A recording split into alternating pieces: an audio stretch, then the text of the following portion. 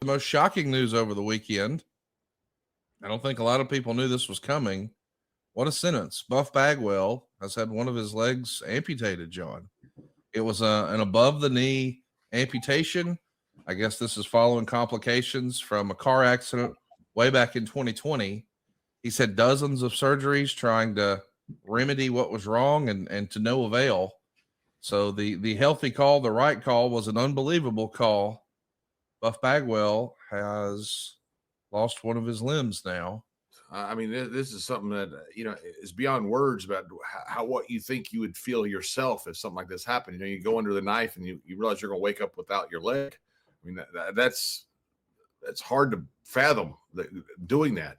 And Bagwell's a guy who's found God. I hate that phrase because I don't think God gets lost, but he's one that legitimately has. And there's a lot of guys that like that legitimately have, and his life has changed. DDP. I don't know how all heaven works, but DDP's gonna have a block in heaven. I mean, that man has saved so many lives, and Bagwell's one of them. And Buff, I've talked to him at several different events. He's just an incredibly pleasant person. I didn't know him very well back in the day. He came in for that very short time, but he's just a pleasant guy, and he's got this incredible disposition, and a lot of it comes from his faith in God, and that's how faith's supposed to work. It's supposed to uplift you like that. It's supposed to give you a positive outlook on life when things are pretty bad, and that's, man, losing your leg. I can't imagine. And so, all my love and thoughts to go out to Buff. That's a heartbreaking thing to see. I had no idea it was even a possibility. And so when I saw the picture, it was shocking that it just happened. It just, you feel so bad for a guy because he's still a young guy. Yeah, good looking guy. He's healthy, and I saw him limping around, but I had no idea that there was something like this was even a possibility. Over the last couple of years, we would kind of have a text exchange every so often, encouraging one another. But man, oh man. I mean, Cassio, I think, like many of us, seeing the picture crystallize so much of there's his battle.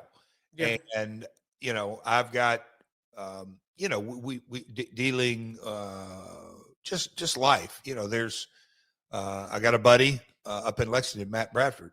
As a young man, went off to war and came back, stepped on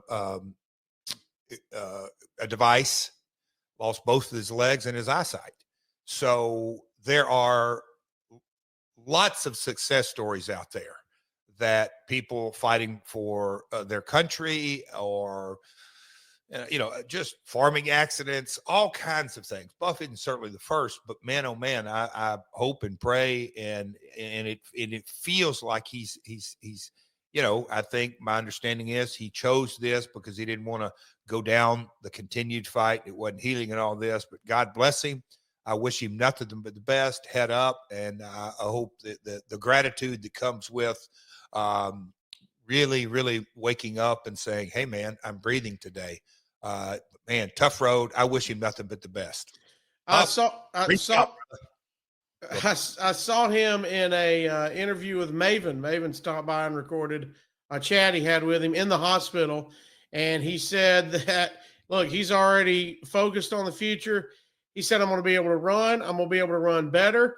And I want to get back in the ring, hit the ropes, and have a match. I'm going to show the world that you can have just as good a life with or without a leg. That's it, dude. That's the mindset you got to have. I love it, man. And he can.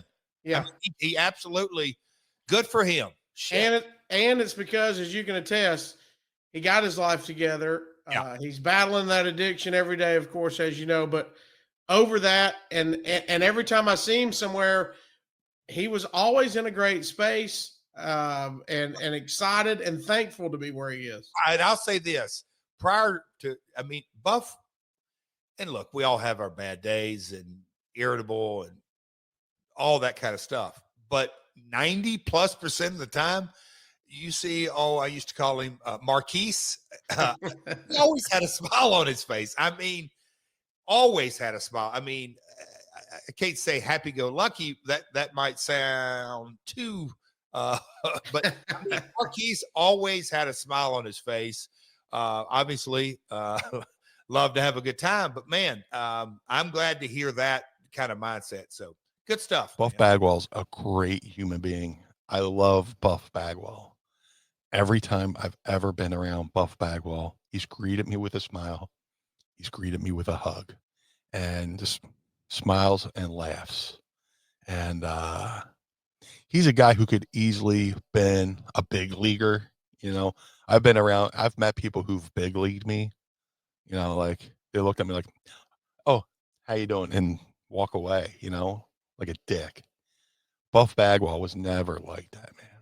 Buff was never like that. Buff, for everything he has accomplished, still humble, down to earth, especially a good looking dude like that. I have no shame in saying Buff Bagwell is a good looking dude. And, you know, a great sense of humor. In ECW, Stevie Richards and I did a parody of American Males, which we did like maybe on a house show or two. And ironically, Scotty Riggs was there for one of them. And, you know, teaching us how to do the clap, you know. But, you know, I saw Buff, me and Buff did a show somewhere in New Jersey because I just found the photo and I just posted it. Like, hey, man, can we do some American Male poses? He's like, absolutely. So I took off my half shirt and we did the old back to back. We did the clap. And dude, we had a fucking ball.